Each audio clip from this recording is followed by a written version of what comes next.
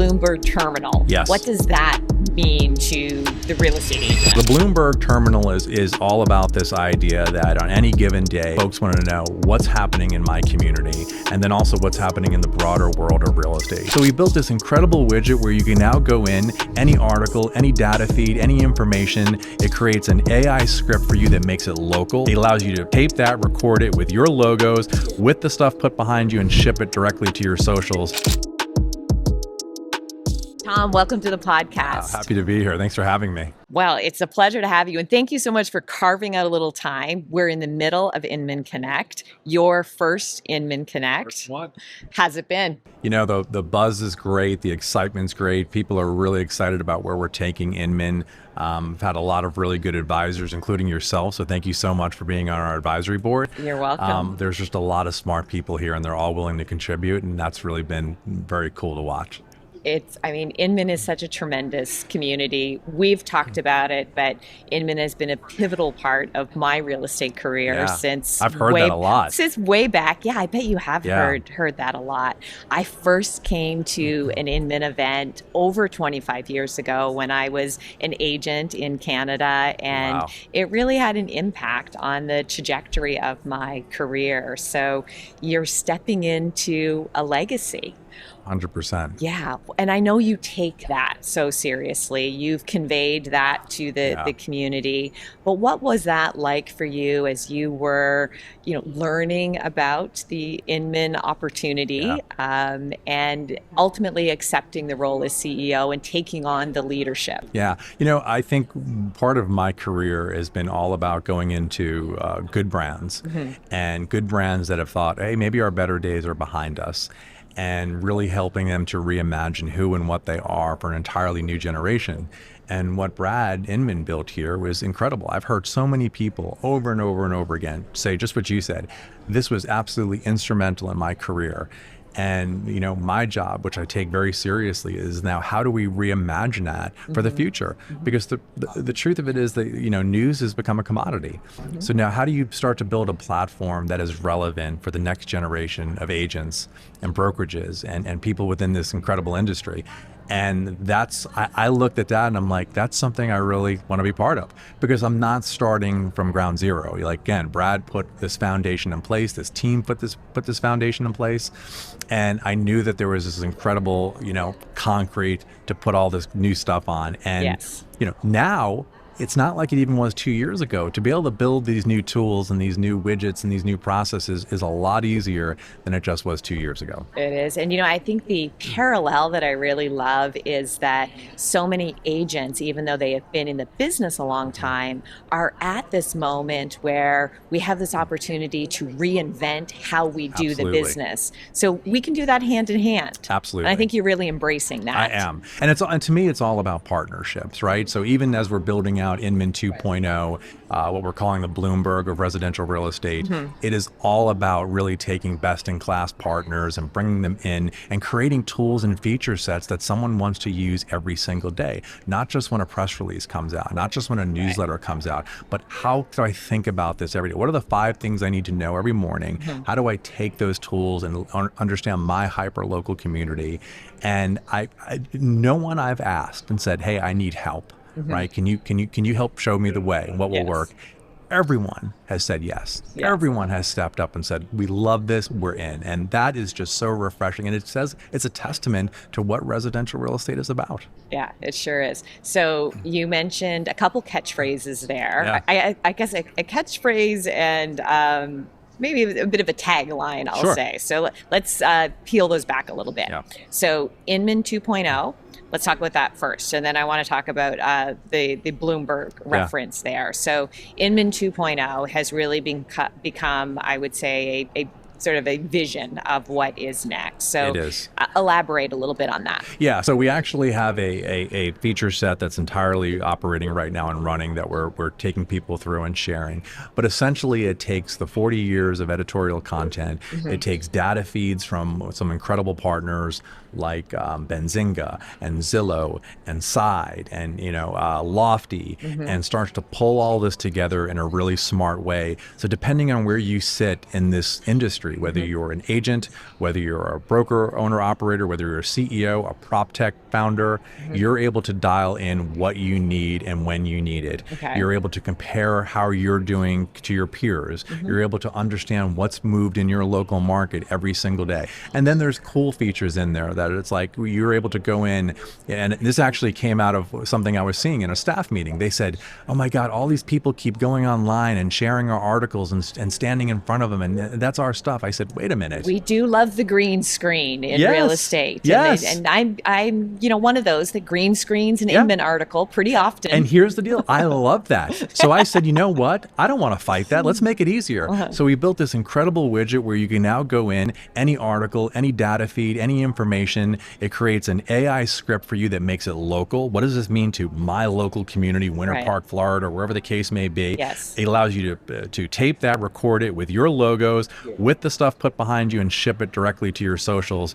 And so it's like, if they're going to do it, let's make it easier for them to do it, because it's sharing, what we have and where we're at, and only spreads the word. Yes. Oh, that's great. Okay. Well, let's talk then about the Bloomberg Terminal. Yes. What does that mean to the real estate agent out there? So the Bloomberg Terminal is all about this idea that on any given day, folks want to know what's happening in my community, and then also what's happening in the broader world of real estate. That could be something as easy as interest rates. That could be something as more complex as REIT funds. That could be something on index funds that are tracking prop technology. So all of that starts to feed in and generate, so that when you start your morning, you jump on, you get, here's the 5 things that are important to me. Here's data feeds out from my markets. So you have an intelligent look at the day, as opposed to all these sources all over the place. So we'll be pulling in from AP, we'll be pulling in from other news sources, we'll be pulling in incredible data features that really just kind of pulls it all together. If you think about Bloomberg terminals, folks who are in that world, they don't use it occasionally when they get an email and want to read an article. No, they live in it. It's open all the time. Yeah. That's where we're envisioning this. What's moving, what's changing, what's shifting, who's rising, who's not, and really to make that intelligent going forward, so that it becomes kind of a partner to the everyday agent throughout the North America. That's great. Now, you mentioned the everyday agent. Yeah. I love that. And you have been very active in reaching out to the everyday agent. And in fact, you have a goal of having 1,000 everyday agents on every street corner across the country. Tell us about citizen that. journalists. So no matter how good our newsroom is, no matter how big they are, they cannot tell the stories of 1,000 agents who live on these streets day in and day out. So we are on a mission to recruit 1,000 storytellers. I love it. Who can share what is happening and provide local color to what it's like, not just about, their successes and their wins or their listings, but really, what does it mean to be in this world and in this role? I think about all the time, and I use the name just Sally as a throwaway, this agent who's out there, they literally know everything that's happening in their community because they're so embedded in their community. They know, 1,000 homes that are about to be rezoned to a different school district, right? And what that's going to do. They know everything from, the house in the corner that sold 4 times in the last 6 years because they were there for all 4 of them. Yes. And, they have incredible stories, and they're telling them in different ways. Sometimes that's in written word. Sometimes that's on social media. We want us to be the definitive community that they can share that and be proud about that. So it really enhances what the newsroom's doing. Yes. It really becomes that local way of bringing this community together. Yeah, the boots on the ground perspective. 100%. Thank you for bringing those voices, because that is so important. And as an executive in the industry, obviously we have a voice that we want to get out there, and we work closely with you to amplify that voice. Yeah. But our customer is that agent. Our customer is as well. Exactly. Yeah. And that's what people don't really forget. Yeah, we need their voices to get amplified. Yes. And here's what I've been so blown away with. When I put out that call to arms and asked for them. The number of people reaching out saying, "I'm in. I've got stories to tell," and they're sharing stories. And now we're building out the mechanism to capture that. We're in the process of hiring a new editor-in-chief who really understands that entire world. So we're really excited about that.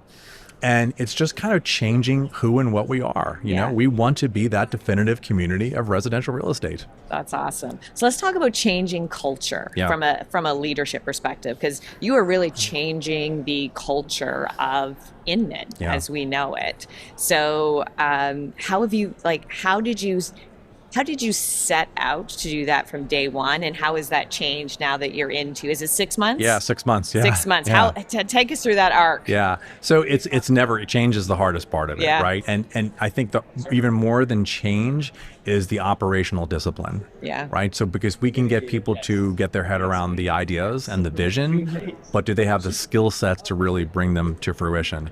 And, in some cases, people have made the leap. Like I think about someone on our team like Jessica Bighouse, who you may have met. I mean, she has been hungry and ready to make that leap. We have that. So many people on our team are like, yes, please, let's go. Let's run with scissors and make it happen.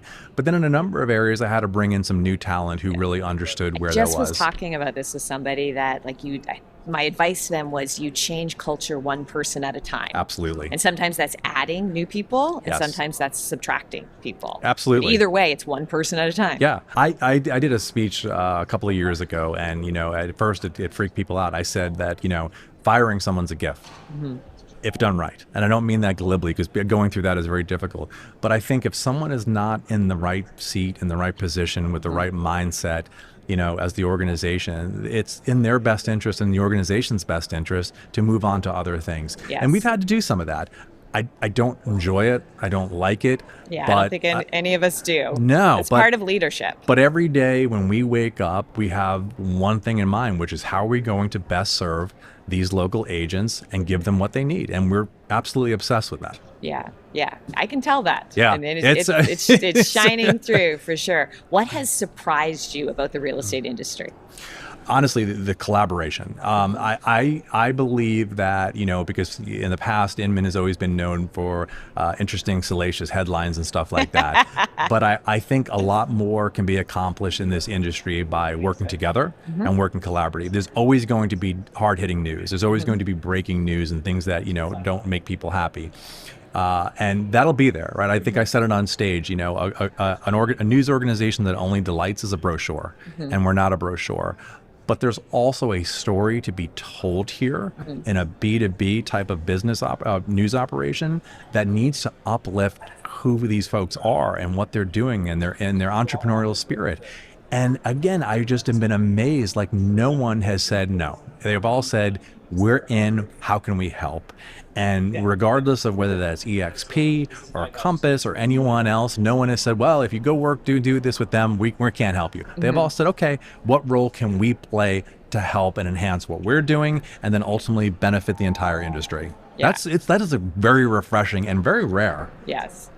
Yeah, it is. It is one of the sort of magic sauces of our industry. It is, absolutely. We are fierce competitors, but we're also collaborators in sort of how we operate together. And it's a function of what we do, right? Yeah. From listing and selling houses, we compete to get the listing, but we collaborate then when we have another a buyer agent, and the seller. Like we need to work together on that. It's a very unique part of our industry. I've also been really impressed with how willing agents are to put themselves out there on social media and talk about their brand, and that's been really cool to watch as well. Yes. They're very entrepreneurial and sophisticated in that sense, and there's very a lot they could teach other industries.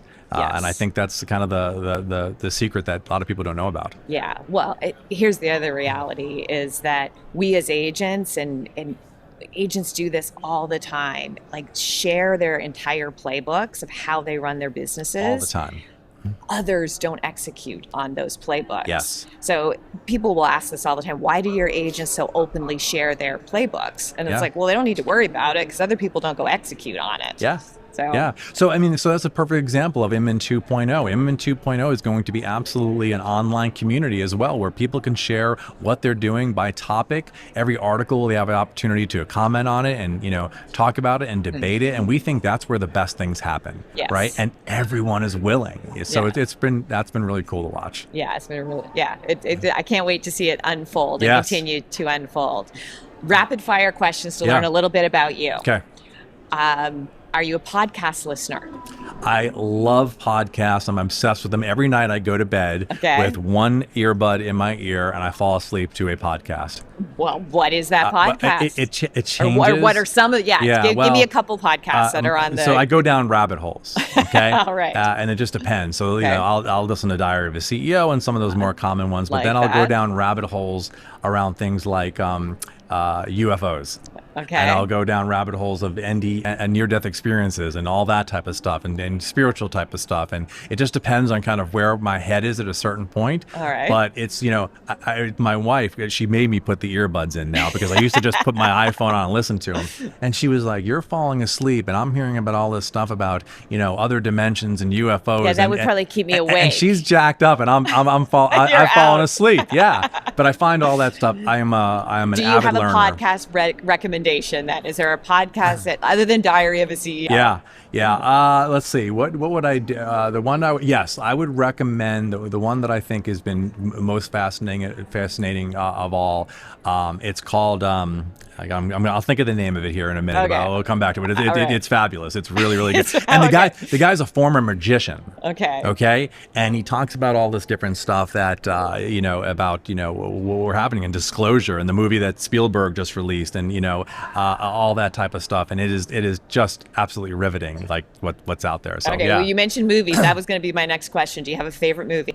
Yes, I have any movie that my son's in, who's an actor in Manhattan, is my favorite movie. Yes, he is a budding actor. Has had a lot of success. Has gone to a conservatory for that. He's producing his own film now. Wow. So I'm actually a producer in one of his new films, which I actually am an executive producer now in a movie that they're doing. Cool. Yeah. So literally, I live my life around watching my son grow and be ambitious and all those types of things. So yeah, for sure. That's awesome. How many kids do you have? Just the one. Just the yes, one. Only child. So he's getting all the attention. Only child. Yeah, he's definitely my focus. And what sort of movies what's his genre? So the one that they're doing now is actually a horror movie because it's really, really popular. And they've put together an incredible team, raised the money for it. He's put money into it. So he's one of the lead actors in it and he's an executive producer in it. And it's like this generation, like everyone who kind of disses on this generation talking about work ethic and stuff like that, I don't agree. I'm watching them hustle and learn and invent and make a path for themselves, which is really, really, really cool to see. That's very cool. Yeah. What are your thoughts on AI? A52 is the podcast. Okay, A52. A52, okay. Yes. Yeah, Area 52 is the podcast. My thoughts on AI? Yeah. I have a little bit because everyone's very worried, right, and concerned and all these doomsday things. But the doomsday scenarios are clickbait. Mm-hmm. And I think from a technological... I like that the media guy is saying it is clickbait, right? Because we are so conditioned, and it started with cable news, to want to just envelop ourselves in doom and gloom. Mm-hmm. And that's kind of what the cable news stations are, right? And I think a lot of the doom and gloom around AI doesn't account for all the positive sides of it. So the breakthroughs that we're already seeing in terms of health and wellness and cancer types of discoveries, and technological revolutions and stuff like that, they are absolutely going to revolutionize us in a way that you and I haven't seen in our lifetime. Yeah. Like no one in here has seen this in their lifetime. From the medical I believe perspective, that. I think from a medical perspective, from a life perspective, some of our biggest challenges around environmental concerns and stuff like that, I think all that is there for the taking. I do think we're going to have to, at some point, from a federal perspective, put some guardrails around it that protect people, protect humanity. But like everything, we're going to come at that at the very last minute because we don't do anything, quick in terms of government regulation. But we'll get there, and I think it'll raise all boats. Yeah. All right. Last question. Yeah. Well, I have two more questions. Okay. What do you want the industry to be saying about Inman 12 months from now? I want the industry to be saying that it is absolutely the place where we go to get better at what we do and to feel part of a community that we're proud to be in. Like that is, so when I think about like the decisions that agents make, one of the first is, to join their local realtor association, choose their brokerage or how they're going to do it. The very next one I'd be is join Inman.